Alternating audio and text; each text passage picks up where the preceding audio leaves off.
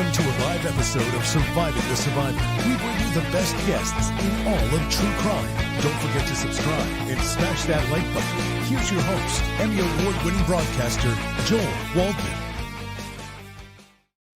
What's up, STS Nation? Welcome to another episode of Surviving the Survivor. It is the podcast that promises and delivers in bringing you the best guests in true crime. And of course, we are on top of this manhunt that is still underway in the greater New York City area, looking for the assassin, the person who took out the CEO of UnitedHealthcare Group. That is 50-year-old Brian Thompson. And we're going to dig right into this and the COE pulling up. There's a lot of new information and a lot of new elements. And let me just tell everybody off the bat that 7 o'clock tonight, got at least two criminal profilers. One is Greg McCrary, who entered the FBI in 1969. He's legendary, and he's going to be here tonight at 7 to look at this from a profiling perspective. And I put in an email to Dr. Ann Burgess, the living legend. So we are waiting for one other person. That is Manny Matos. He is retired NYPD.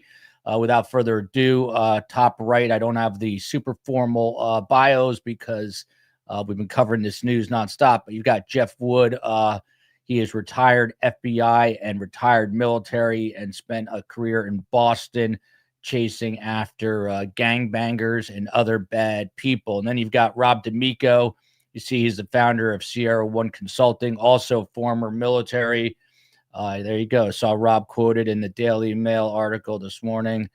They come after our guests, man. I'm telling you, they all come after our guests. They were supposed to send me a link to that article after I did it, and they didn't send it. So I guess it's out there. Yeah, it's out there. Yeah, they never said that. Well, you know, they use you for the story, then they don't send the link. But Rob D'Amico is retired FBI, retired military, is part of the very sort of exclusive HRT team at the FBI. And he knows, as does Jeff, a lot about firearms and weapons. Just some news off the top that is not really part of the investigation, but I found interesting that I wanted to share and get the guest take on it. So Rob D'Amico, Brian Thompson, and his wife, and you'll recall yesterday she spoke to a news outlet, I believe it was the New York Times, basically to say that the family is obviously in mourning. The two sons, one is out of high school, the other still in high school, obviously devastated. Learning today that he was living separately from his wife for years. That they were living less than a mile apart in Maple Grove. Are you surprised to hear that, or is that something that would grab your attention? Yeah, my girlfriend just sent that to me. I was just like, oh, okay. I wasn't tracking that. So yeah, I think a lot of things are coming out. Like yesterday, we had all the stuff come out on the DOJ investigation, and he was going to testify. Do I think it's part of the murder? I don't. I still think it, my original assessment, it had to do with the denial of service, especially now with some of the things that were written on the bullets and stuff. But it's just amazing what starts coming out, and then people start digging into, oh, this is what it is. And I'm sure the detectives are just following, again, go where the evidence goes. These are all complications. People get separated. They live apart. It happens. Do I think a former or a lover, spouse, or whatever caused the separation killed us? No, I don't think that, but it just gets muddy. The water gets muddy and muddier as more people delve into stuff. Yeah. And, I don't know if they wanted that reveal, but it's out there in the public. This is a very public case. So, I just wanted to get, investigators are always ruling every possibility out. In this case, a lot more info coming. And Ned Smith just mentioned some words that were found on the bullets. So we're going to get to that and the casings. I think they're the casings and not the bullets, but we'll get to that in a moment. Also is disclosed pretty explicitly that the CEO here, Brian Thompson, he was making $9.9 million a year. I think his flat salary was about $1 million. The rest coming in bonuses, and we'll get to some of the issues around this Department of Justice investigation. But the newest news, and this, by the way, is as my spam rings, is a picture of Brian Thompson and his wife, who, again, they're not living together, according to the most recent reports. That is Paulette, his wife. But Manny, to you, we've had, over a day now to kind of think about this. Where's your head at with all that's happened? Like again, we said yesterday, and definitely we all figured it was some kind of passionate hit. I'm saying, and the words kind of confirm that now, that somebody that was definitely either upset with the way the claims were handled. After we got off yesterday, I was looking up, into some of the other stuff, that the way that UnitedHealthcare was handling some of their stuff. They had a system where they were using biorhythms to make determinations as to how long you were going to be treated at a hospital. So now they had computers making decisions that if you were done in 10 days, that was enough, and they were cutting payments. So there's a lot more information, and I said it, there was a lot more information that was going to come out on this stuff. So I definitely feel that this is something more related to the way a case was handled. Yeah. Jeff, to you, obviously you've got military experience and a lot of experience with violent gang members and other violent people up in Boston, which is where you spent the majority of your career. When you saw this news break and you saw the video of this gunman with a silencer, sort of very methodically and calmly taking the CEO out, what went through your head right away? I think again, as everyone said, that this, he was there with a purpose. He wanted to kill this person, and he didn't know that he didn't have a time frame, right? Because I mean, he was there for so long waiting because he didn't want to miss him. But when he saw him, he came in and he attacked the guy with the gun. I see the question you've got on the screen about the silencer. Yeah, and I think using the word silencers is not accurate, because it just lowers the noise, but it's still, people who are around firearms are still going to recognize that was a shot. It's just not loud, and so it's really a suppressor. It suppresses some of the noise, right? And so if you're at a gun range and you're using a suppressor on your weapon, you still have to wear ear protection because it's still loud enough to damage your ears. Mm-hmm. So I don't think the machines, the devices that now police officers or the police departments put out to do the shot identification, narrow down where the shots come from, it would still pick up that noise. It's not going to fool those machines. Yeah, absolutely. Because the round is supersonic. The round still breaks the sound barrier to a point. Yeah. So when you dumb down the round so much that it truly is not breaking the sound barrier, it actually has problems penetrating what it should. So there's a whole thing in there about like it suppresses the gas, the flame coming out. It actually, what we saw, makes weapons malfunction when you don't tune it correctly.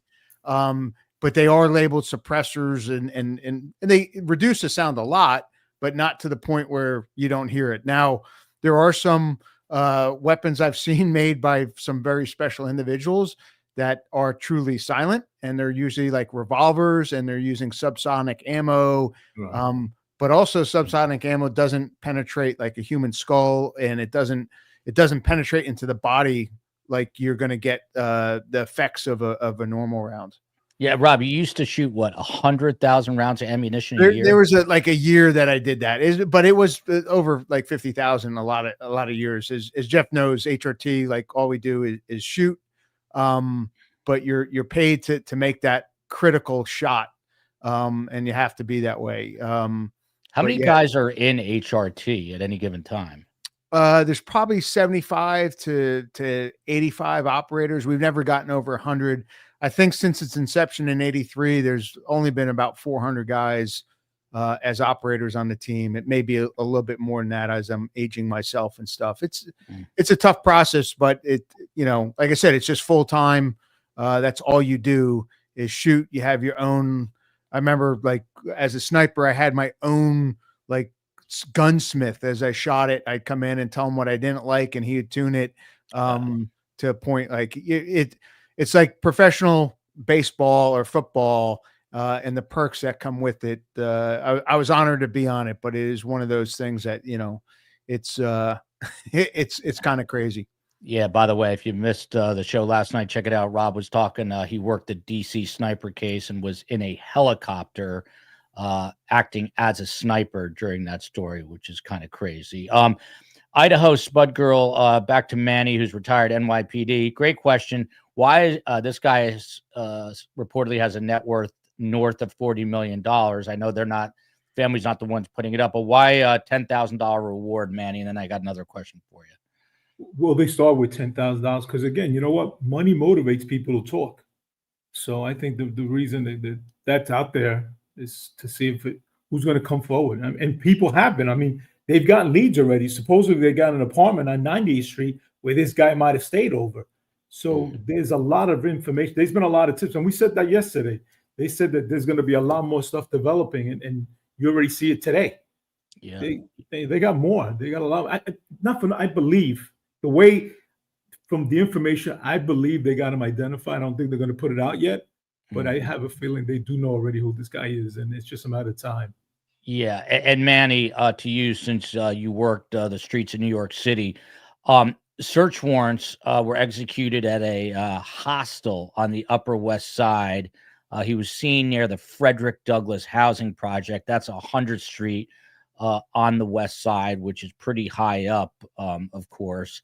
A senior law enforcement official said that the suspect stayed there recently, where he was photographed without a face mask. And this is that photo right here. You see this now, Manny, both on the left and the right. They were saying it's from the hostel. You see that little, like, round sort of, I don't know what you call that, but I'm blanking on the word. I know the word, but I can't think of it. Anyway, an ottoman, that's the word I'm looking for. But Manny, how much does this help the NYPD to not have a mask on here? Well, this is tremendous, because now, and we said it yesterday, we were worried because the pictures we saw, he was covered. Now, we only saw his nose. Now you see his face. If we can, get a better photo, and again, this is what they're showing, but I'm sure they have better pictures. Facial recognition is amazing, and at least it gives us a lead of where to start looking. And there's a reason why these guys hit that building on Frederick Douglass, and I believe also they mentioned a place on 90th Street. So they definitely are closing in on this guy. So yeah, I think it's only a matter of time. By the way, just a warning, because this is the video of the actual shooting minus the dropping of the CEO when he succumbed to his injuries. But look at this. Look at these two photos. Jeff Wood.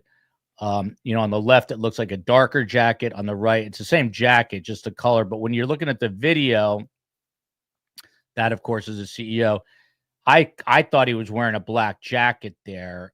By the way, this backpack has been pretty much identified as a photography backpack that costs like $330. We're going to get to that as well. But so you juxtapose this with this, Jeff.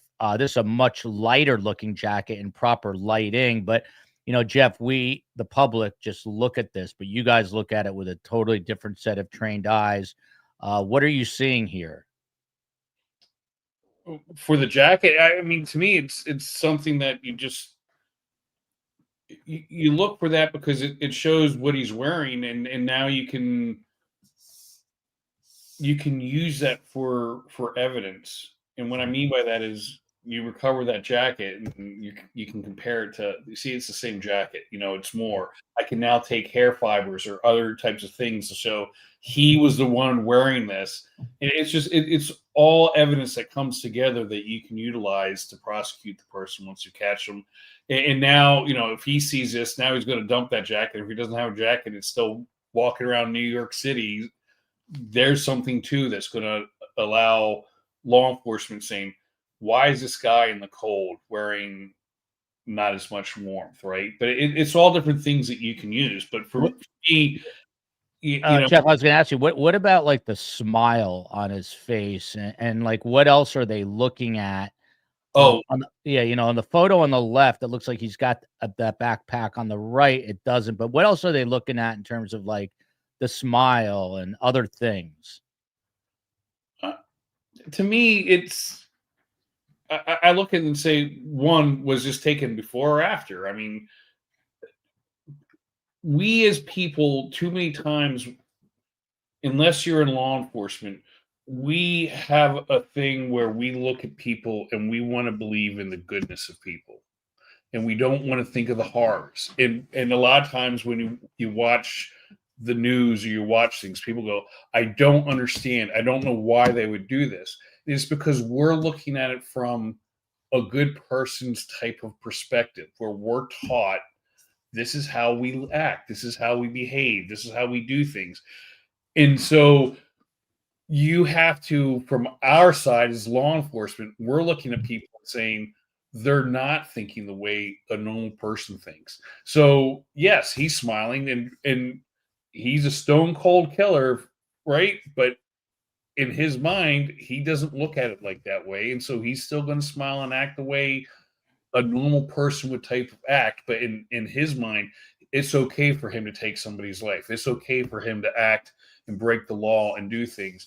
And I think that's a big thing that we in law enforcement do when we look at things. We have to kind of detach ourselves from that good mentality and put ourselves into this is why they think the way they do. And it helps us understand the motives and the reasons why people are doing crimes. And it helps us when we actually go to interview them, interrogate them, to obtain information and find out why they're doing what they're doing, right? So that's why you look at this stuff and say, okay, in his mind, he's okay with what he's about to do. If he's already done it, he's okay with doing it. So that's what we look at, or one of the many things.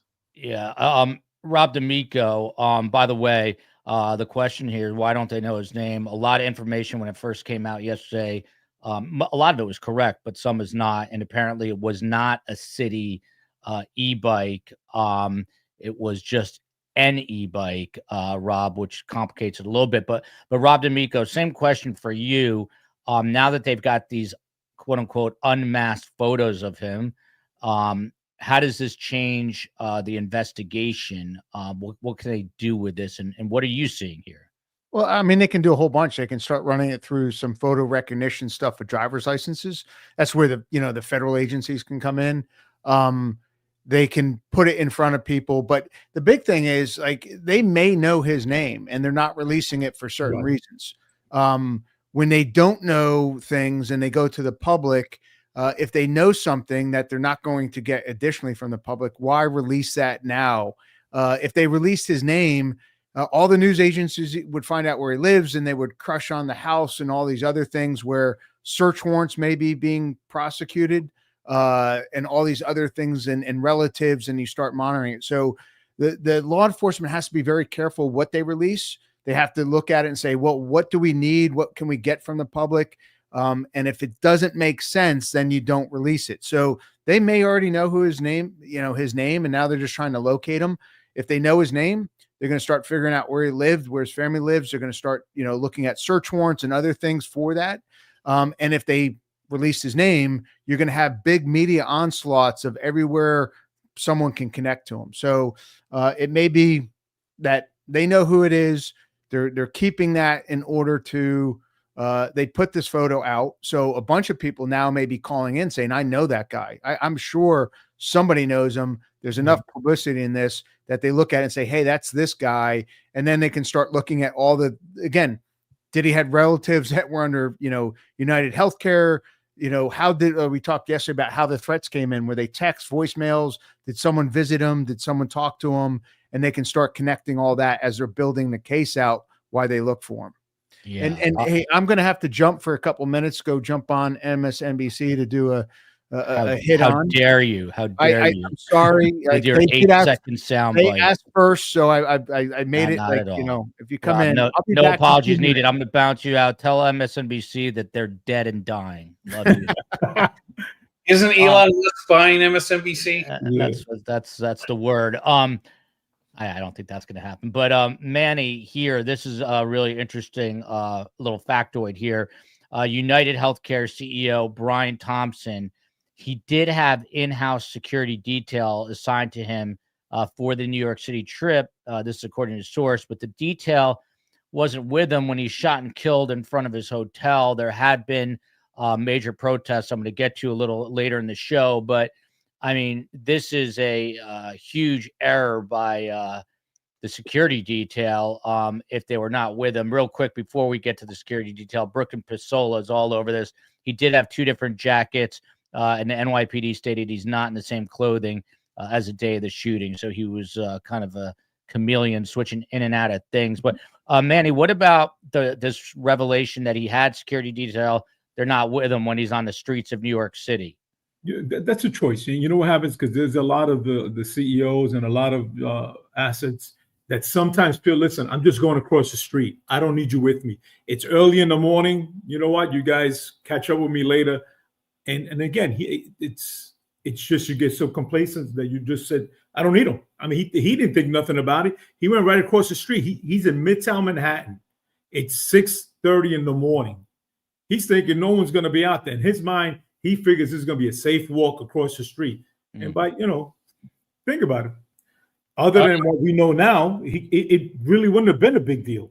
I was going to say the same thing. We can't blame the security detail because if he says, I don't need you, don't come with me, the security personnel can say all day long, hey, I think you need me with you. Right. I'm telling you, I'm your boss. Pound sand right now. I mean, I've done private security, Joe, where I've had people go, Manny, do me a favor, just give me like 20 feet. You know what I'm saying? Where they want to walk along so they don't feel that when anybody sees them, they don't see us with them. And sometimes they'll say, listen, just can you stay in the car and just pick me up? And even though it's against, depending who the asset is, I would recommend no, but I work for them. You know what I'm saying? They're the ones that tell me what they want. And if they say they want to go into a store and shop at Bloomingdale's and just want me to wait outside, I have no choice. I got to wait outside. I can't really, I can recommend that I should be with them, but they can tell me to wait in the car. Yeah, it's interesting. When I was at Fox News Channel, if we went into some dangerous situations, we had a security assigned to us, and they were always awesome. But unlike Manny's client, I told our guys, stay right next to me. I don't want any trouble at all. So Joel, if you look at this picture here, he's touching the counter, and like I wouldn't be surprised. Like he has no gloves. He's leaning on that counter. I'm sure they're all over that. That's why I feel that they kind of know. There's 1,000 people that touch that counter, but his hands are on that counter. They're going to take every fingerprint, as you said, and they're going to run it. And I was going to say, to go back to the one question, $10,000. I know people have said that, hey, that's not a lot, but it is a lot. I mean. If you gave me $10,000 now, you're going to pay taxes on it, but $5,000 after you get hit for 50% of that $10,000, it's still a lot of money. It doesn't seem like a lot, but especially to someone in New York, $5,000, it's a nice little Christmas gift right now, right? Yeah. So you start off small. You don't want to come in and say, here's this what you kind of start small and you grow it as you need. You're not that's a good point. By the way, people are saying in these photos it looks like he could have a vest underneath, like a I don't know, Jeff, does it look like he would be wearing some sort of flak jacket underneath there? It's hard to tell if he's got one of I've bought from gangbangers some where they've stolen some undercover, bulletproof vests that police have used. But it's cold. Who's to say he doesn't have some sweaters or sweatshirts under there? To get a bulletproof vest, it's not easy. To get a silencer is not easy either. I mean, we can speculate it.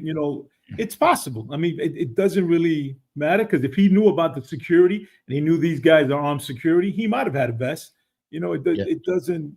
To get a vest now, these guys can get a vest anywhere. Hey, Manny, to you, just back to the security issue. So again, if you're just joining, apparently he did have a security detail that was not with him, and Manny was explaining that sometimes, people like this will ask security to sort of back off.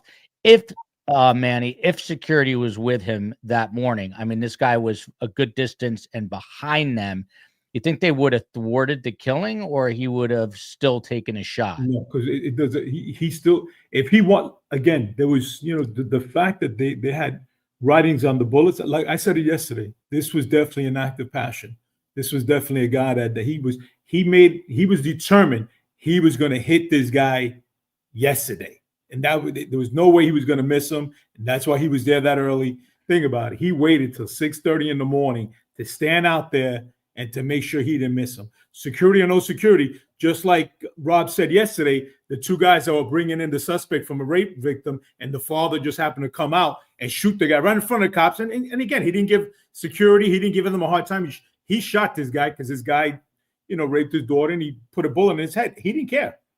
So it all depends on the mindset. And basically, on what we're seeing now, this guy was determined in hitting this guy. I mean, you saw it. He kept going. He kept, fixing the gun when it jammed.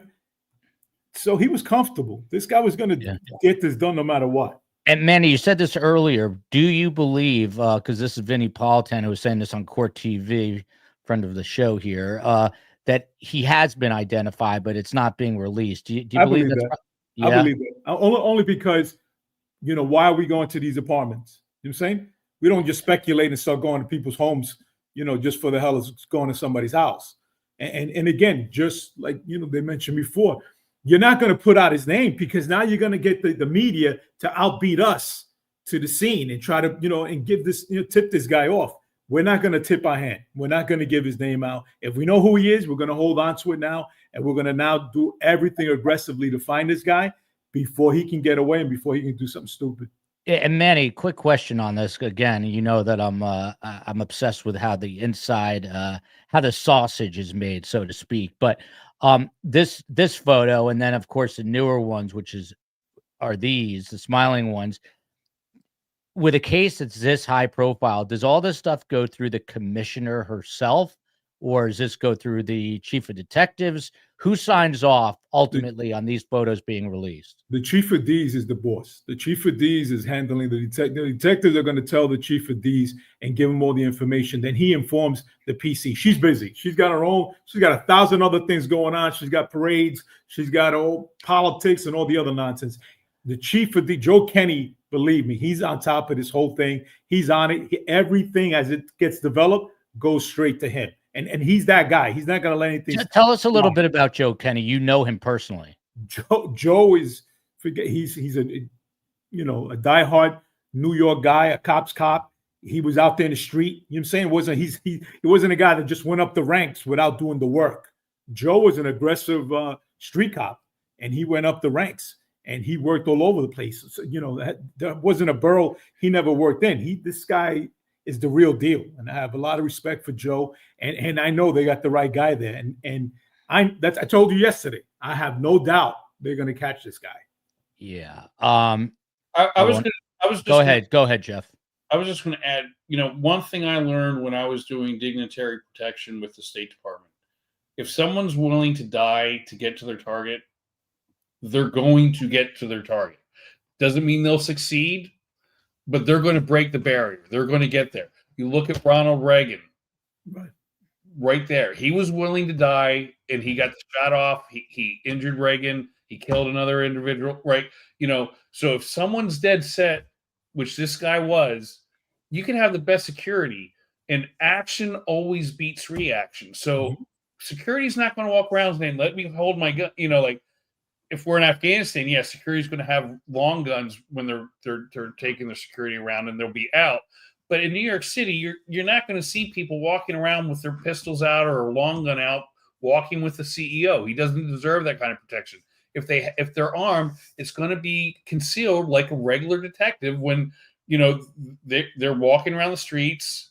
They're not showing their gun, and all of a sudden this guy comes and appears and has the gun out. You're going to have to react to that. That means he's going to get a shot off before you get your gun out and shoot back. It's just action will always beat reaction. So, Yeah, but point. doesn't mean they couldn't be in front of him to take the bullet. There's a whole lot of things out there that go on to it. But yeah, and by the way, I mean, Jeff, with this guy, and this is not the president, so his security detail, I assume, number one, would maybe just be a single person, maybe two, but they'd be walking facing the same direction as him. It's not like they're going to have one guy walking backwards for a guy like this in this situation, correct? That's correct. But I mean, their heads should be at least on swivels, right? Yeah, I was going to just say that. Have a guy probably leading the way, maybe a guy behind, or maybe a guy real close. But you should be looking around. So if all of a sudden you see a guy and they're fully closed up, I mean, even if I'm on the street myself to this day, when I'm walking around, my law enforcement brain kicks in because like Manny, we're out in the street. I see a guy that's fully masked up walking across the street towards me. I start paying a little bit more attention. Yeah. I make sure this is not a threat approaching me. And so a good security detail is going to be doing the same thing, and they're not going to be there. They'd probably pick him up and they'd be watching him. So yes, there's more there, but I'm just saying you're still reacting, and reaction always slower than action. I constantly yell. I yell at my kids to have situational awareness. Someone says it looks like Jake Gyllenhaal. There we go. So now we know who's going to be cast in the movie. Manny, there was a question earlier on. Do you think this person is still in New York City? What is your police instincts? What are they telling you? Just because we've done this so many times, it's hard to speculate because, again, it all depends. He may not be in a rush to leave. I mean, we had, a DEA agent murdered, and the suspect, stayed right there in the city the whole time, and Gus Faraci, he never left. He stayed in an apartment on the Upper East Side, forever until we caught up with him. So no, he could be anywhere. You know what I'm saying? It's to say that he left New York. It all depends on this guy's mindset. He was already determined to kill them. He achieved what he wanted to do. At this point, he probably may not even care about getting caught. We don't know that. You know what I'm saying? He's already did his job. At this point, who knows what he's thinking? There can be 100. He can just be saying, look, I don't care. They're going to catch up to me. They got to catch up to me. But, I'm not going to, again, it all depends on this guy's mindset. And the way he behaved yesterday, he kind of, wasn't panicking. I think he's at a point that he achieved his goal. If he gets caught, he gets caught. Yeah. Again, for those who are just joining us, the manhunt continues. STS Nation, if anything breaks, I know you'll let us know, and the COE will flag me. Tonight, 7:00, Greg McCrary, who entered the FBI in 1969, the year I was born. He's one of the most legendary profilers, and he's going to be on, and he is talking about a cop's cop. He's an FBI agent. He old school, does not mess around, and he's going to certainly he chased serial killers around the world. He's going to have some interesting insight, and I reached out to Dr. Ann Burgess and also Tom Simon of the FBI. That's 7:00 tonight. They are coming on. So now probably the biggest kind of headline of the day revolves around this. Manny, again, on the bullet casings, there were words written: deny, depose, defend. And then if you look to the right, this book came out in 2010 by Jay Feynman. Steve Cohen already talked to this guy via email. Simple 2 words to us: no comment. That's what he wrote. Eventually, this guy will speak. But he wrote this book, Why Insurance Companies Don't Pay Claims and What You Can Do About It. Delay, deny, defend. Here, you've got 2 of the words, and then depose. Manny Matos, what does this do for you investigatively? How does this shake things up? Again, now I start focusing on who passed away, who was denied any of a claim recently, and because again, even yesterday we felt that this was a targeted hit based on passion, and now these words kind of confirm that. So I think they're going to look into the investigation as to, did anybody go to sue United, the insurance company, and they're going to be focusing, I think, on that. I mean, they're not going to give up on everything else, all the other theories, because again, we also have the issues with the money and some other stuff. But again, this is definitely something related to insurance, and I think that's what they're going to be looking in on also and targeting on that. Yeah. Manny asked if anyone has sued recently. The question might be, has anyone not sued? There's a lot of litigious activity. And by the way, I've been on X a lot, and sadly, but this is the nature of our society today, there are plenty of people who are not upset about this because they are enraged about the high cost of healthcare premiums.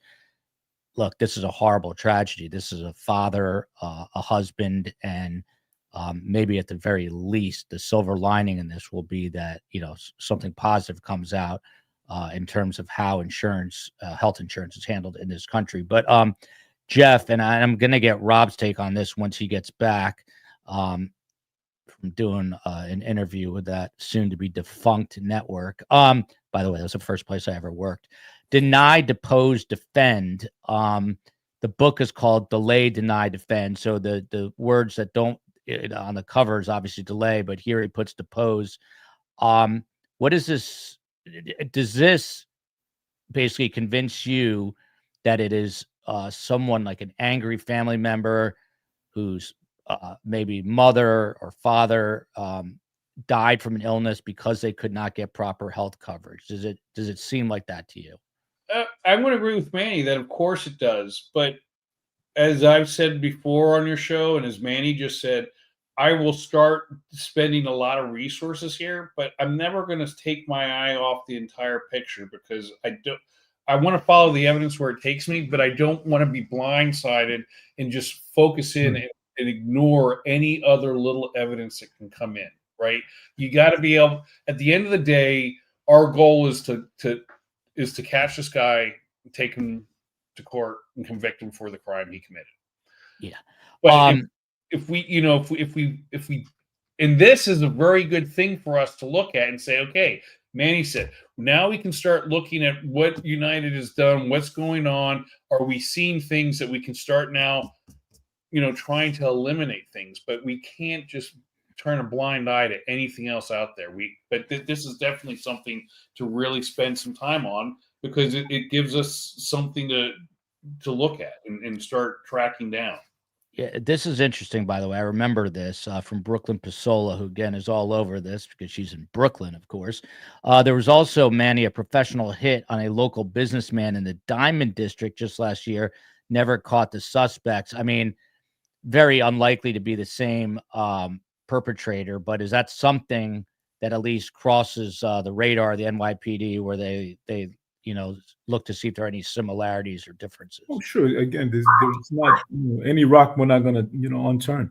We're going to look at everything, but again, that was something, that was a robbery. I'm saying somebody got hit, it was in the Diamond District. So that there was a reason for that. This one, I think, is more on targeted as to what we all discussed about, that it was somebody upset about how a claim was handled. And I think, again, we're going to look at everything. I work for a major insurance company from Lynn Tompkins. People take the denials very personally. Yeah, it's aggravating. I mean, I got to tell you, I've been annoyed beyond belief for the amount that we pay to then be denied coverage sometimes, or medications, or whatever it is. Jeff, to you, just a question about those three words. I mean, apparently he engraved them on both live rounds and shell casings. I mean, how tedious a process or not, I'm not really a gun guy, is it to mark a live round or a casing? I mean, how much work does that take? Well, it's going to take time because, you know, the shell casing's bigger. It's going to be a little easier. It's a little harder, so it's going to be easier to kind of transcribe that.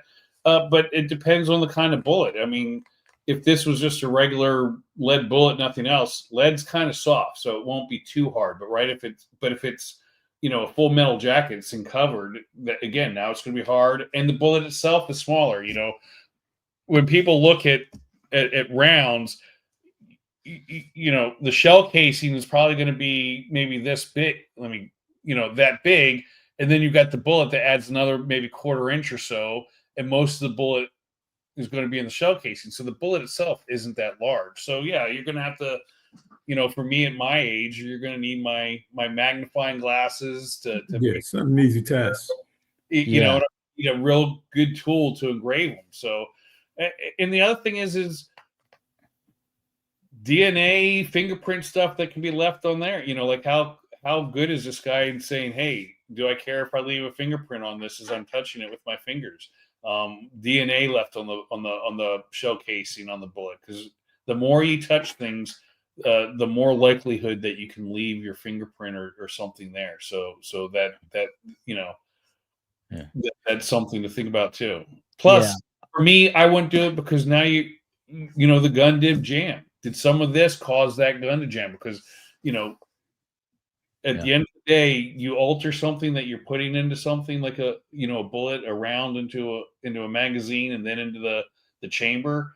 Anytime you alter something, that can affect the way it operates. And obviously it did here. It jammed several times. I mean, he was good. He kept working it. He knows his way around firearms, but at the end of the day, you know, it took more time for him to get those bullets ready to go with the inscription. Yeah. By the way, Rob D'Amico will be coming back, retired FBI, part of the hostage rescue team.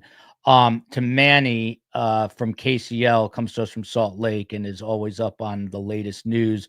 You know, we talked about the silencer and possibly being the reason, and I know the silencer is not the correct term necessarily, but why do you think it was used? That's an interesting question, which I didn't ask. You know what? Everybody thinks because of the silencer was this a professional hitman. It doesn't matter. If I'm a military guy and I have experience with guns and I want to be, you know, and I'm so upset because God forbid my mother passed away because they denied her claim, and I'm that mad, and I have access to friends that can get me a silencer, I'm gonna use whatever I gotta use. So it doesn't always have to be a hitman. You know what I'm saying? I'm just what I'm getting, you know, this is something personal to somebody. So I don't think the silencer is going to make a fact as if this was a hitman or not. I think if it's somebody who can get to it, he's mad, he was determined to take this guy out, he's going to do it. So I don't really think the silencer is going to really be a factor as far as a professional hitman.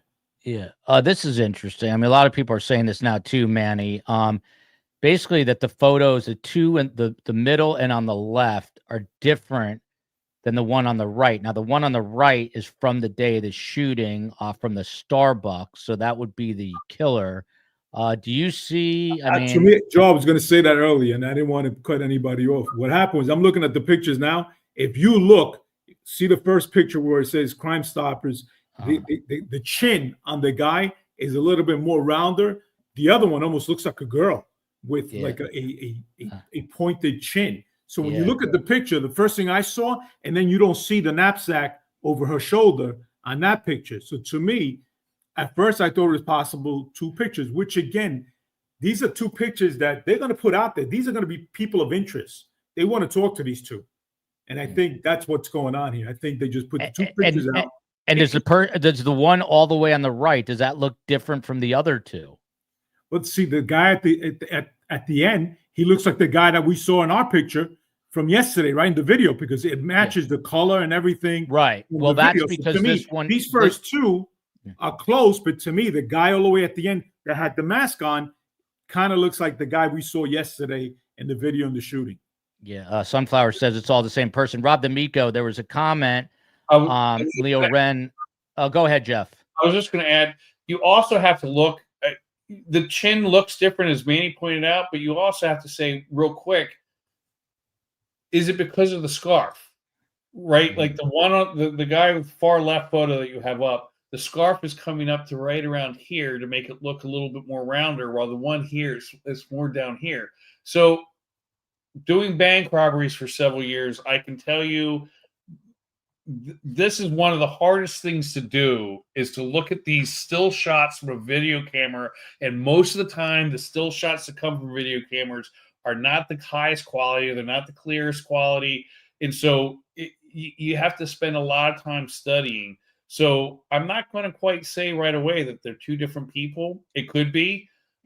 There's enough of a difference to make me think that, but there's also enough, because when I look at the two photos, the guy's looking at, or the people are looking in two different directions. So you're getting two different shots to the nose, but I'm seeing enough similarity in the nose to say, they could be the same person still. But it's one of those things where you have to be open to both saying, Manny's right, they're two different people.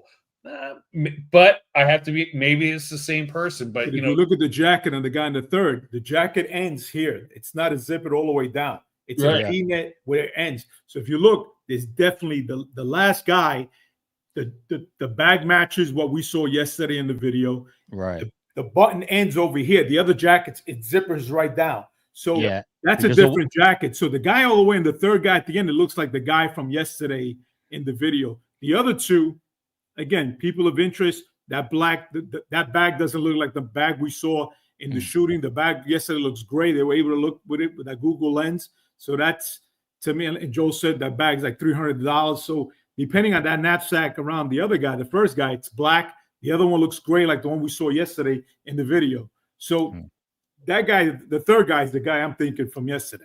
Yeah. By the way, welcome back to Mo Dean. He's America's favorite troll. I don't know where he's been all these days, but Rob D'Amico, welcome back to the future, by the way, not the past, which is that network. I was in the past. Yes, you are, but welcome to the greener pastures. Looking at these three pictures, Rob, it came up while you were away that the guy all the way on the right is from the Starbucks. And by the way, it appears he's holding a phone. So that's the morning of the shooting with that lighter backpack. These two, the left and the center, are apparently from a hostel. Do these three people look the same to you? Because some people are saying the person on the right looks different. As Jeff said, the resolution's not there. I don't have the eye for it. I've looked at knowing it's the same person and can kind of, put it together. But that's where, facial recognition comes in, and they start like really like going down on all these specifics on it. The thing that caught my attention, it's two different backpacks. The one from the hostel actually has some straps on the outside that, if you look on the left-hand side, are sticking out. If you look from the video where he's shooting, it's a very slick, like without straps on the outside, but it doesn't mean he didn't have two different backpacks or jackets or whatever. But I'm not good at looking at a picture and then saying, oh, it's the same person type of thing. I'll look for a certain thing, a nose, eyes. A lot of times you'll get one where you're like, oh, it's definitely not it. It's, the eyes are wider apart, but then you look at the camera angle and that all matters. That's why I always leave that to the experts. Like we talked about yesterday, the folks from like NGA and all these other agencies that do crazy stuff with video and pictures, that they're the ones that are going to tell me like, yeah, that's the same person because this, and this. And I just know their expertise and believe it, because I'll look at something and say, oh no, that's different. And they're like, no, it's actually the same people. So there's going to be all kinds of different opinions. For some reason, I think they have enough to put those second pictures out from the hostel that for some reason they're pretty sure it's the same person and they're releasing it. I think if there's questions about it, they may not do that at that point. But I don't know what those reasons are at the moment. Yeah. Rob, I got to get your take on this too. And then we'll get back to Jeff and Manny. But so these three words were found on some of the bullets and the casings: deny, depose, defend. Then on the right, you see a book published in 2010 about the health insurance companies not paying claims.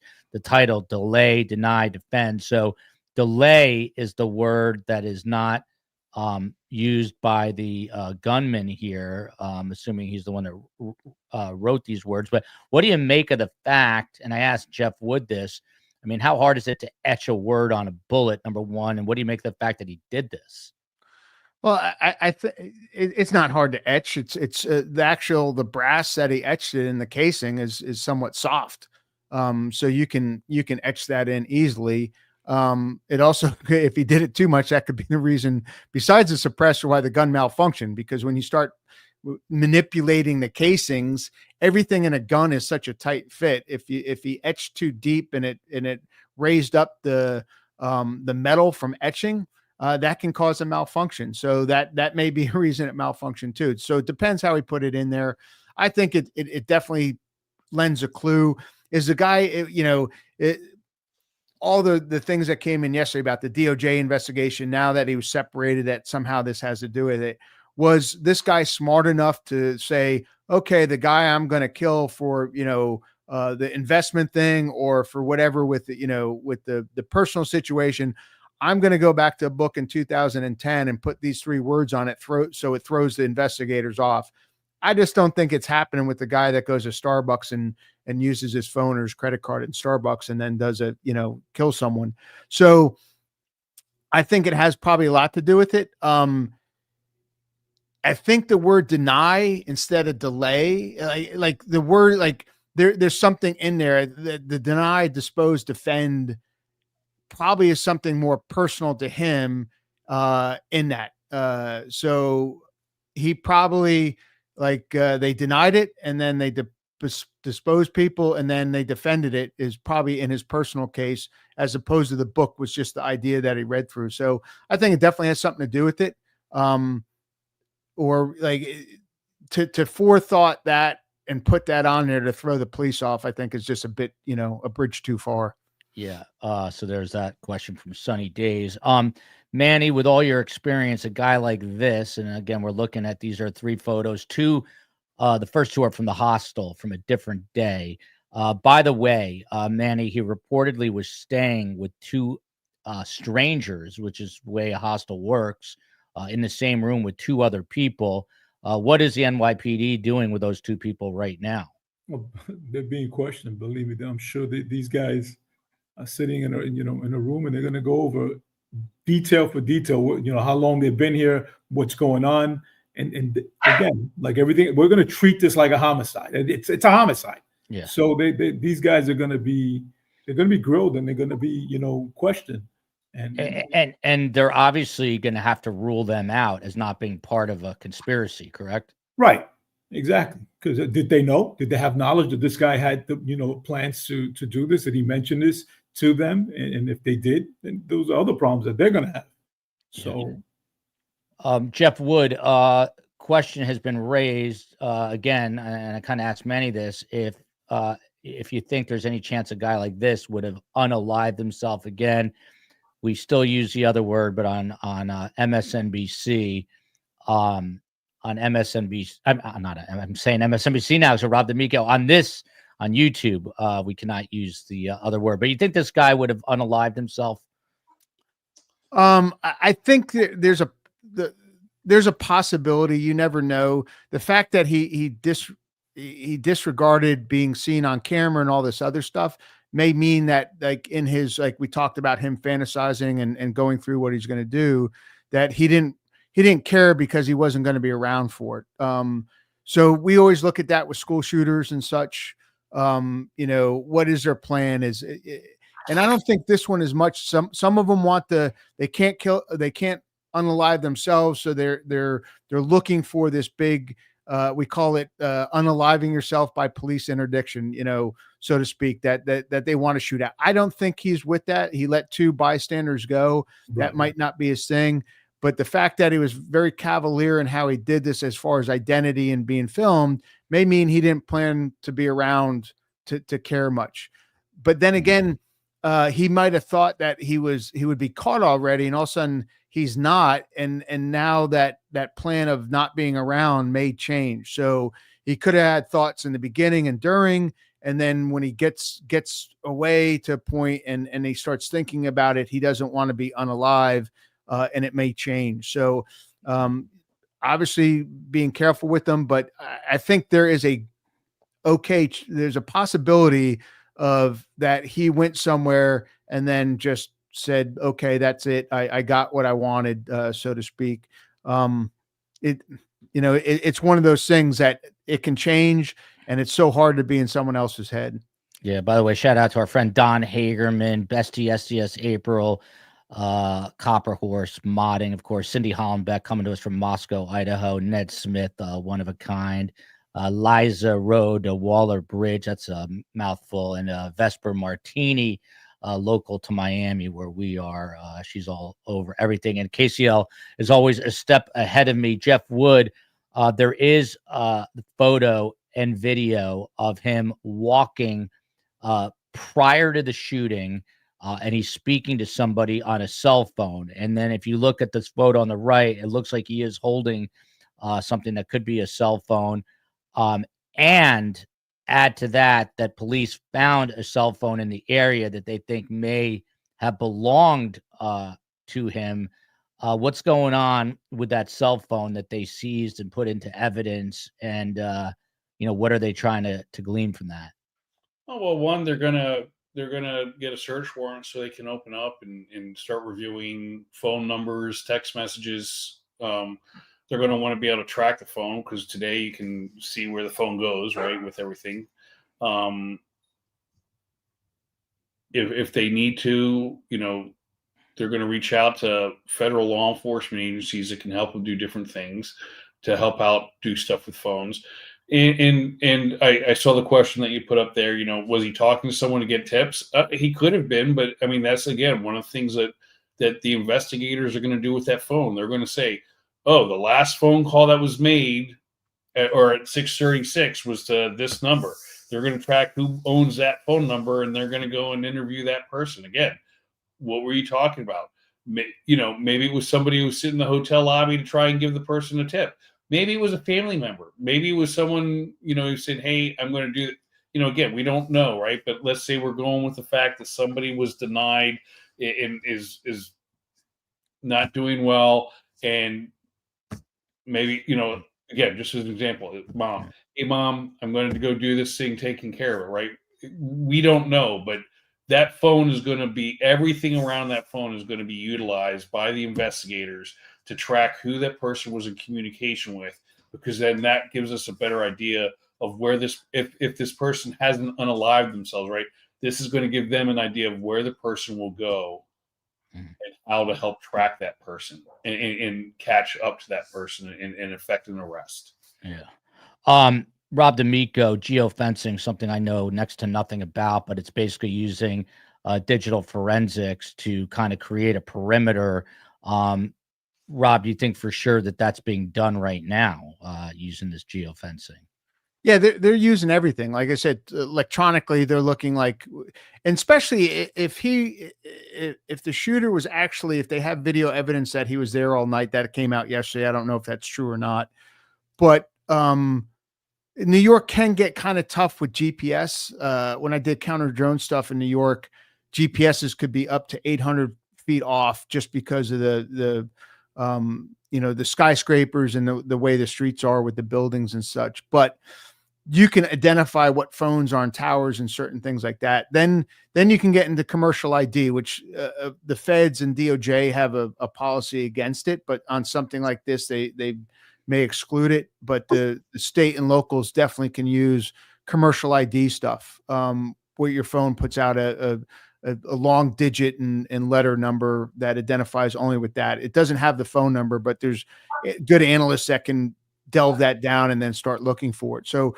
they're doing everything electronically now, that if they have them on camera at certain times, they're identifying that. And then you can also then, especially with some of the commercial ID stuff, look for it and look for it outside of it. But also then if you do get a phone number from like the cell towers and stuff, you can start pinning it, especially if he was up at a hospice a day before that they can identify, like, okay, we know he was here then. Look at all the numbers that were at that location, and then look at all the numbers were down at the shooting. And then you start doing process of elimination. and then you can put that in. And once you do that, it gets automated. The Bureau has some unbelievable cell phone guys that do stuff that like just always surprise me and what they could do, especially with Wi-Fi. He's in Starbucks. Just because you don't connect to Wi-Fi does not mean they don't get your MAC number. Yeah. By the way, Rob, are those guys all uber nerds or are they alpha males like you? You have both.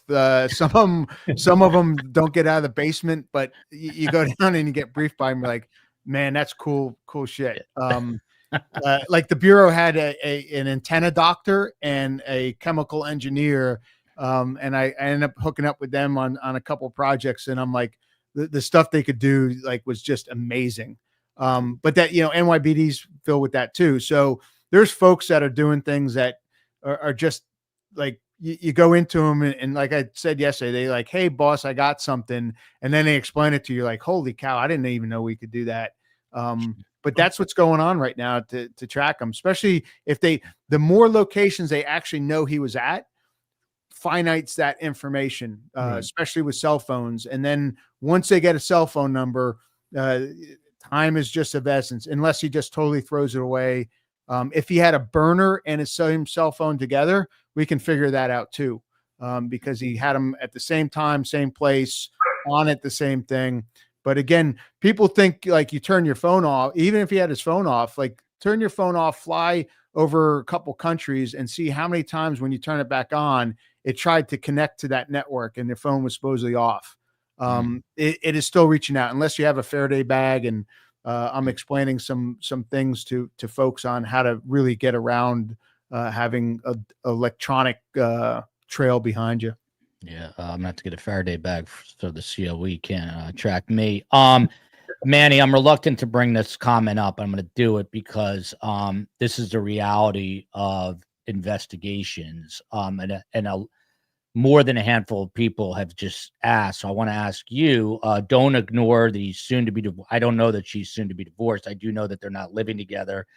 She is obviously a beneficiary of potentially huge sums of money. So I think I asked you this yesterday, and I'll get some hate messages for even asking, but are they questioning the wife in Minnesota? And what sorts of, like, how would you handle that? Let's say the NYPD sent you out there to talk to her. How do you approach her? Again, you try to talk to her, relate to her. Again, they're separated. You try to find out what happened. Why were you separated? And then you try to really, relate to her and see what's going on, because obviously there was something going on. They were separated. Nothing's going to be sugar coated. I mean, again, they weren't together, and this guy got hit. So they're not going to, it's like the Scott Peters, right? This guy that killed his wife and then she was pregnant. He was the first suspect. They were on this guy from the beginning. Even though they let him stay out there, they kept talking to him, and eventually they broke him down. So again, we're going to look into the wife until we can clear her out, right? Until you can now say she's not involved with this, she wasn't here. But sure, they're going to talk to her because there was a lot of money involved. Yeah, I completely agree with Manny there. I mean, in the way it was first reported, the way she first made her comment, it came out kind of weird. But the missus, being a profiler with the Bureau, it even sparked her interest. The way her first comments came out that said, you can't just rule her out, right? Comments came out. It was kind of weird. People thought it was strange. Sorry to interrupt, Jeff, but people thought it was really strange.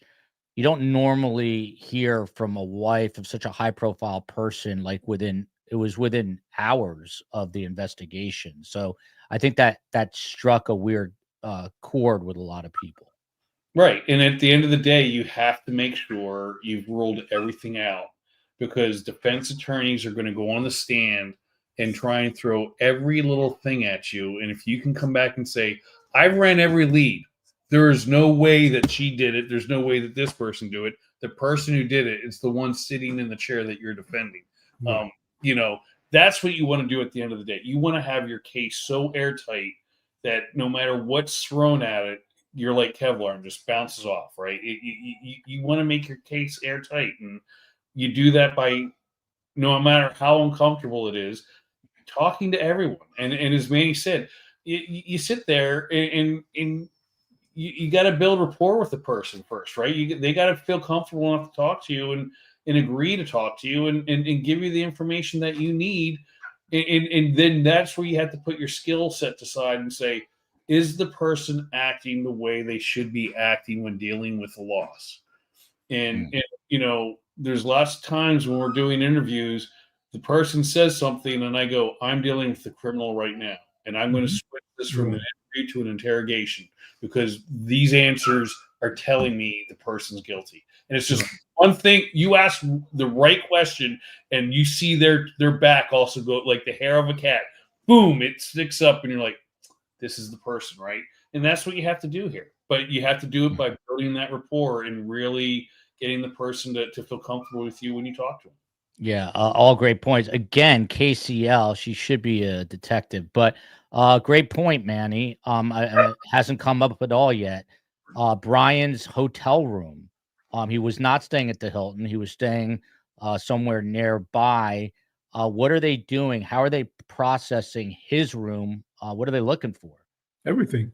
They're gonna dissect that whole room. They're gonna see who visited him, who was with him, who talked to him, who helped. Again, before he left, I guess the wife said yesterday that he mentioned that he was being threatened, and that was kind of a little bit downplayed. I mean, how did these threats come across? And so it's going to be a factor. I mean, everything, they're going to look at this whole room and see, how this guy got here Monday. So here we are, 4 days later. They're gonna look at everything and who he was talking to. Was there anything else? Were there any other threats that he didn't mention? So they're gonna watch and look and dissect that whole room. Yeah. Someone is saying Clarissa Lockett that she heard this morning that there were no threats. From what I have read, the reporting says that there were threats, but that also a lot of that is coming from the wife. So we're not 100% sure.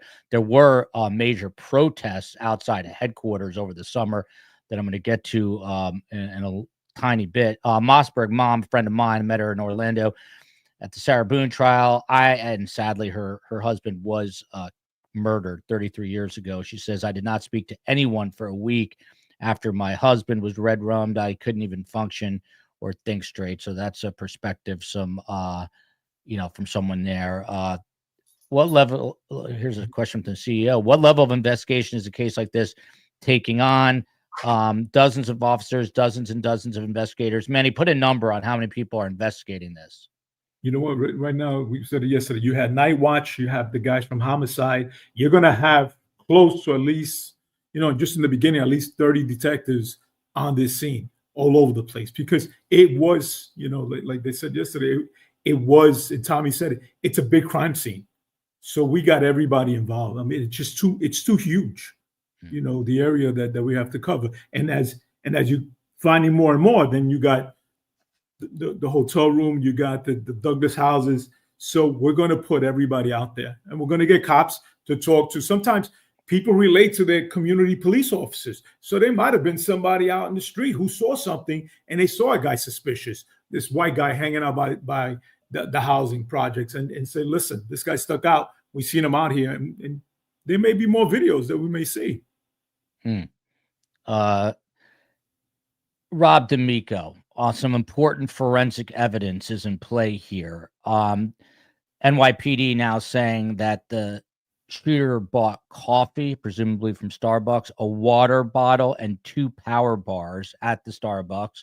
He tossed that bottle and coffee cup in a trash can, which police dug out of the garbage and now have as evidence. Let's stop it right there. So coffee, water bottle, 2 power bars.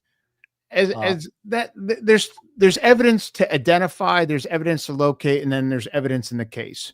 If the water bottle was in a trash can around the corner, that doesn't connect him to the shooting. The fingerprints on the rounds that Manny talked about yesterday, he loaded the gun without gloves on. Those rounds fired on the scene. Now, if the water bottle was at the vehicle that he was waiting for an hour, that's different. But if a water bottle is around the corner, yesterday they're trying to ID him. They still may be doing that. And then they're trying to locate him. And then again, there's evidence connecting them to the shooting. And those are 3 different aspects of it, all important. But the water bottle and a trash can around the corner, they could use saying, oh, look at here's the video in the Starbucks. He bought this water bottle. We found it here. That's the way he walked. But if they have his fingerprints on rounds from the gun used in the shooting that are located on the scene, that's bigger. That's the one that comes up in trial, convicting them for murder. But right now, again, identify, and then the pictures coming out to try to help, locate them, identify. Again, when you identify them, then you get driver's license, you get all this other info, you get phones. So there's a few different aspects in there that each of this piece of evidence leads to. Not that they're not going to collect it in the same way that can go to court, that when they tell the story of him buying the coffee, again, the prosecutor's going to go through that whole thing. We have him buying coffee. He walked this way. He threw this, this water bottle that's evidence, whatever. And then he stood here. Maybe he threw a wrapper out from the energy bar that he at the scene where he waited for him. And then we have fingerprints on the rounds from the gun that used to shoot him and everything else. So, hey, Rob, this is a good question while you're talking about that. Again, from Mossberg Mom. If this guy is not, and he looks very young, is not a convicted felon and has never done 23andMe or Ancestry.com, what is the use of having good DNA evidence? Because it could connect them to something later on. So again, you're going to fingerprints may be the fastest. People don't understand how fast fingerprints, a latent fingerprint can be. But you're going to collect it all and you're going to put it in the system and you're going to see what comes out, because you just never know. So again, it comes out like, hey, whatever comes back fastest, identify them, but you're going to collect it all because you may get something down the road that you didn't realize was going to connect them to the case. Right. And just because he hasn't done DNA 23 or any of those ancestry type doesn't mean someone in his family hasn't. And that can then help start also tracking, right? If we're trying to find out who this is, you go back to the Idaho case, right? Yeah.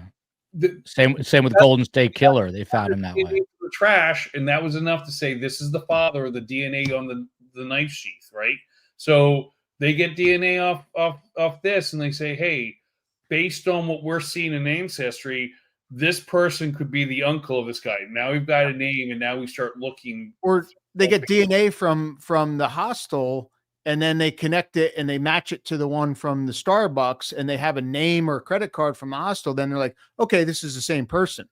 So again, it may not be that huge, oh, this is the guy, but okay, we have DNA from his ancestors or his sister or whatever, or we connect it to another part of the thing where we actually get a name that he used a credit card or something from.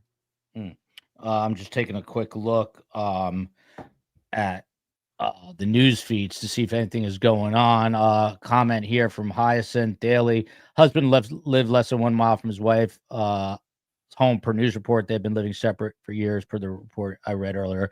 That is basically what I read as well.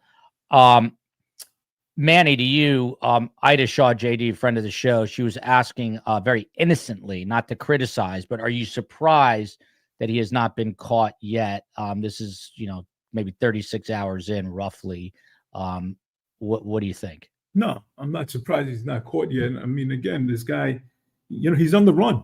And listen, we've solved homicide cases up to a year later. You know what I'm saying? It doesn't matter. He's going to do the best he can to hide and to elude police. And it doesn't matter. He can run, hide, go wherever we're going to go look for this guy. And I told you yesterday, I'm convinced, because of the guys that I know that are working on this case, and I know how their mindsets are, they're not going to stop until they get him. Yeah. Manny, by the way, your friend, Joe Kenny, who's the chief of detectives, and if you missed it earlier, Manny said he's the one really kind of the top dog in this investigation. He said, and I quote, based on the evidence we have so far, it does appear that the victim was specifically targeted, but at this point, we do not know why. This does not appear to be a random act of violence. So he's underscoring that. I mean, Manny, how important is kind of trying to figure out motive in an investigation, or is it not important at all? It's important. I think it gives you again, a lead. It puts you in a direction to start looking into it. And I think, like we all said already, yesterday and today, we're going to collect as much evidence that's going to put us and make us focus into a direction. And again, today, more than yesterday, now we got the wife, we have, all this stuff with the money that's could be a factor. It's just all leads, Joel. And I think that everything's a factor. Everything's important to solving this case. Yeah. We're going to go about 10, 15 more minutes. Reminder, we're coming back at 7 with some of America's most high-profile profilers tonight at 7:00. Try to figure out. I have a feeling they might catch this guy before the 7:00 show, but it'll still be interesting nevertheless. Who this guy is and why he's doing it is what those people specialize in. I'm going to put this video back up, and I'm going to tell you a little bit about the backpack here that we're seeing. The gray backpack used by the gunman appears to be one sold by Peak, P-E-A-K, as in a mountain peak, sold by Peak Design. It's a company that specializes in bags that sell for up to $330. The company advertises bags that provide, quote unquote, unrivaled organization, protection, and access. Interesting. Rob D'Amico, what do you do with that information if you know it's a Peak Design bag? Are you going to look where they're sold in the New York City area? What if this guy came from Minnesota? How much of a help, if any, is that information? It's just a lead. Like I said, it's a piece of evidence that's a lead. It can get cumbersome. Like they're going to see where it's sold. They're going to try to go back out and again, try to identify something, but that may not be, like, depending on how many people they have working on it, it may not be the priority. Again, that lead detective's going to start pushing things off to different members of the team. And maybe that's something, the feds can help out with. You're going to try to check the big companies first, but you may have to, you may be required for, due process, like a court to do something, but definitely see if it's sold locally and other things. I think it would be, again, that you're going to be looking for if it was dumped somewhere, if he ends up with it, obviously that's evidence to it. I don't know if that's going to be the big lead to put that together. We talked about, like, again, that TV show where, was it Day of the Jackal, the newest one, where that backpack was sold at only one place and they hadn't sold anything outside of England. So that narrowed it down, but that's when you don't have other leads that they may have. So it may just slide down in priority, so to speak. Yeah. Rob, this is interesting because you talked about this yesterday. Mandy Joe says he aims like he learned from Fortnite. You said these games are really realistic. I mean, could you learn how to shoot from playing a game like that? You can, because the games are so realistic. I think it just desensitizes the act of violence and what you see when you actually shoot someone. And I think kids today, from when I watched, my kids play video games, I remember one time he was playing one of the first person shooter things, and it was in Afghanistan. And he's driving down this road, and I'm like, I've been there. He's like, what do you mean? I said, the road you're driving on in this game, I've been down that road. It was in Gardez, Afghanistan. It was so realistic looking. But now also the mannerisms, because they've used former operators to put these games together, that their shooting stances and their shooting techniques are fairly accurate. But then again, you can go on YouTube and learn how to shoot too. There's all kinds of, things out there online. So it may look like Fortnite or something, but that just means that they used, kind of accurate shooting procedures. Yeah. From Max Bang here, his foot stance was interesting. A couple more quick questions. By the way, SDS Nation, now's your chance. Put triple Qs at the bottom. I'll get a few of your questions in to the best guest before we wrap up at the top of the hour. Back to this. Jeff Wood, you dealt with bank robbers too, because that's what FBI agents do. Someone suggested maybe he's wearing a potential mask of some sort. Have you ever seen masks, super realistic masks being used to throw law enforcement off? I haven't. I'm not going to say people may have never done it, but in my experience with the bank robbers, no.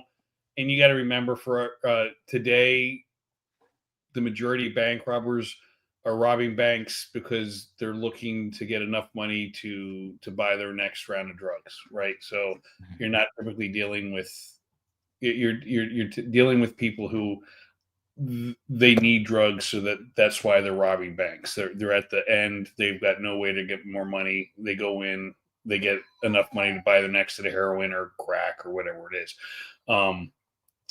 But again, here, to me, the big thing is you can clearly tell that the backpacks are different, that between the person on the far left and then the person at Starbucks.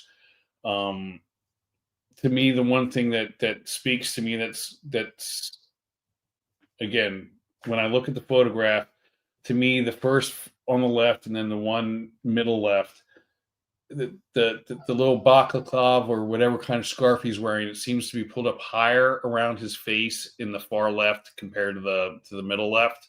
You know, that one seems to be down here. I know people are looking at the nose and saying the nose is different or not.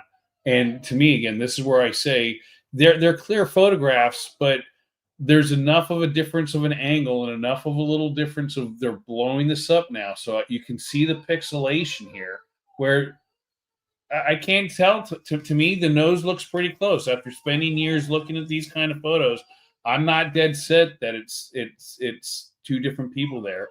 It could be, and that's why I've always told you, to me, you have to keep your mind open. Right now, I'm going to definitely say the two on the left are probably the same person, but when you go to Starbucks, that's a different jacket, different backpack for sure. So did he have a change of clothes? Obviously, you know, I have seen when we were doing protection, that was the biggest thing that we looked for, is we knew people would most likely change their clothes, but one thing they won't have time to change, nor will it change, is their shoes. So if I start looking and saying, hey, do I think I've seen that person? Don't look at the clothes they're wearing. Go back down to their shoes, because if you do that, you're going to see, like, odds are that's the one thing they won't change is their shoes. By the way, this is new video, and some of it released previously, but there's where you see him speaking on the phone. You see him on the e-bike there, but it's interesting that he's on the phone. This is obviously the shooting. It's all super eerie to watch, but there he is on the phone again, just casually walking, face pretty much completely covered up. It's interesting because the jackets are definitely different for sure. Manny Matos,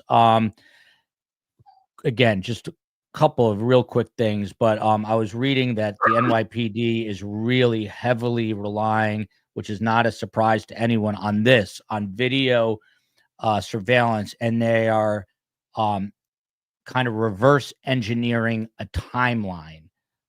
That seems really tedious, but why is that so important? Because again, you don't want to miss anything. You're going to go, through every single minute by minute to see if there's anything that he dropped or anything that we can, did we miss something, so that's why they're going to go over every single thing. Because everything's important. Everything's going to be a factor. Yeah. The sneakers, you can see the sneakers, the backpack, all the stuff. Like I said, they're going to look at every single video, every angle, where he came from the park. Did we miss anything? Is the bike in the knapsack still in Central Park? You know what I'm saying? I mean, this guy got away. So do we have to do a better search of the park to see if we find the bag and the bike in the park behind some bushes somewhere? So all this is going to be, investigated. Yeah. I got to run to a meeting, boss. Jeff, thanks so much. By the way, that's Jeff's dog, and we are dog friendly here. Dogs can whine, people can't on our show. But Jeff, thanks so much. I appreciate it. Thanks very much, and I'll see you soon. All right, thanks. Jeff. That was Jeff Wood, formerly retired with the FBI out of Boston. He handled bank robberies, murders, and a lot of gang violence. That was his specialty there. So again, just to put a little bow on this, and to remind people, Brian Thompson was one of several senior executives at the company who's under investigation by the Department of Justice. He exercised stock options, Rob D'Amico, and sold shares worth $15 million on February 16th, less than 2 weeks before news of a federal antitrust probe went public. So basically was dumping stock knowing that his company was about to go through a federal antitrust probe. You got to look at that, right? So, I mean, that's you know, the SEC was looking at that. You can't, like, if that's considered insider trading to a point if you know something and you dump. And there's all kinds of things out there. I commented on a cyber company that one of the executives did, sold a bunch just before. Some of those have automatic ones where if they're trying to get rid of stock over a year, they have automatic times that they don't know about when it's going to dump. Sounds like that this isn't one of them, but that's what can lead to the investigation. But when you look at, like, there's lots of companies that do that and their CEOs don't get murdered on the streets of New York. Though money, like I said, money, relationships can lead to murders. But also when you look at like what was done, the writing on the rounds, was he so far thoughtful to write something to dealing with a book that has to do with healthcare, deny, dispose, and defend type of thing. And then he was so smart to do this, but then he went in Starbucks and he used his phone during the thing. A professional that is going to take all that out, it's not going to do those other things. So when you start adding it up, you have a primary that you're thinking of. You don't close your mind, as Jeff talked about and me and Manny talked about yesterday. The biggest thing in detectives is you keep your mind open so that when a piece of evidence comes in that really points to one way, that you don't discard it, that you still follow it. You may not go off your main one, but you're going like, hey, someone go check this out, see if there's or if something comes in that points to it, you're like, oh, wait a second. Let me give this some consideration. Right.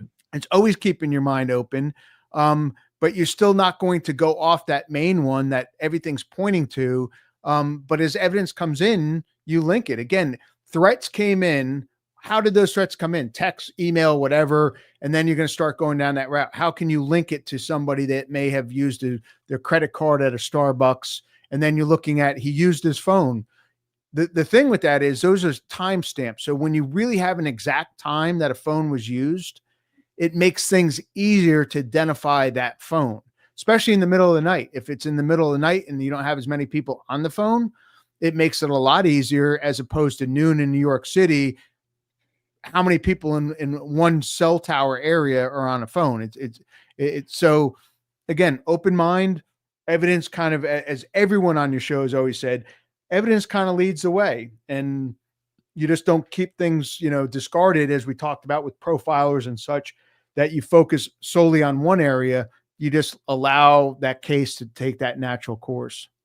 Rob D'Amico is the founder of Sierra One Consulting, by the way. If anyone needs security consulting, he is the guy to go to. After all, he was a sniper from a helicopter during the DC sniper story, which is just absolutely crazy to me. Again, we're looking at 4 different pictures during this show. I can't tell you how many people said it was either the same person or very different, including the 1 second from the left being a woman. So everyone sees something a little bit different. Manny Matos led New York PD, NYPD detectives, training them, putting together teams of detectives, a long storied career at the NYPD. Before we say goodbye to both guests, UnitedHealthcare was rocked by 2 large protests this past summer. There was over 100 demonstrators at their headquarters in Minnetonka, Minnesota. They were protesting a, quote, alleged epidemic of claim denials. And there was not a company, there was a grassroots organization called the People's Action Institute, which led these protests, and they put out a statement. We know there's a crisis of gun violence in America. There's also a crisis of denials of care by private health insurance corporations, including UnitedHealth. So they got their little jab in there. One final thing here. the earning projections for 2025 is $450 billion. That's, if you think about how much they have to pay out for medical, insurance, and then they're making that is insane. Rob D'Amico, with the military, long time, with the FBI, a long time. Your final thoughts on where the investigation goes. We're obviously going to stay on this. Again, a quick reminder, we've got Profilers coming on 7 p.m. Eastern tonight. Tomorrow, Phil and Scott from the Friday show, they're going to break this down. This guy did this in front of the hotel entrance on one of the business streets in Midtown Manhattan. Could he have wanted this to all be on camera? Rob D'Amico, your answer to that, your final thoughts. I don't know if he wanted to be on camera. I think he may not have cared if it was, but then again, he did this to there's a statement in itself. So if it's caught on camera, his quote warning to all the, healthcare people that there's consequences to what they do, I think is definitely a possibility. Like most people know, New York City is surrounded in cameras. I think, London may have more, but New York's, up there. So when you look at like school shootings and other things, those people want the fame for it. And I think with this one, if it comes back that a loved one or he was denied coverage, I think this goes into what he was trying to achieve by bringing this up. And now people are talking about how he might've been wrong. This whole case is going to come out. So I think it plays into it, to what he wanted. I would be surprised if it's over the investment, in him dumping stock, or if it comes, as someone said, from the separation, and what I think those are not as likely, not that you exclude them, but I think this is playing into exactly what he wanted, because now people are talking about a company making billions. And when I talk to companies, I tell them all the time, look, you think security is expensive, but when your CEO, the market likes stability. When a CEO is doing well, that market's at one price. And if something happens to him in an investigation, say for sexual assault or misconduct, and he gets fired, or in this, stocks plummet. And some of them come back, but I think there's a lot of the boards look at it and say, we have to keep our executives secure. And I think there's a liability back to the company if they knew about the threats and they did not offer him security when he was going to New York.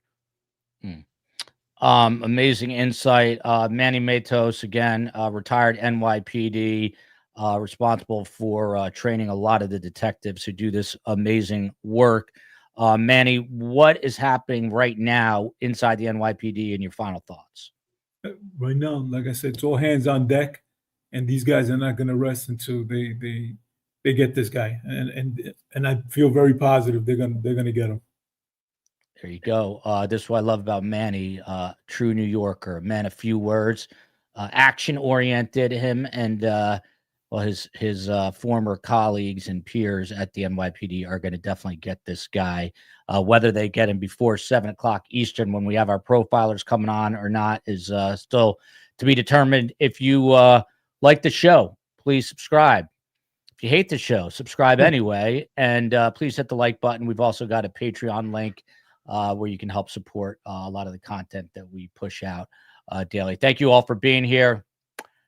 Love you, America. Love you, New York City, the NYPD. And of course, we are thinking of Brian's family today. He's on the right, obviously, and his two sons and his wife. But he's got a son who's out of high school and his son in high school, both said to be amazing athletes. Obviously, they're going through hell right now. So let's think about them. We'll see you at 7 p.m. Eastern time.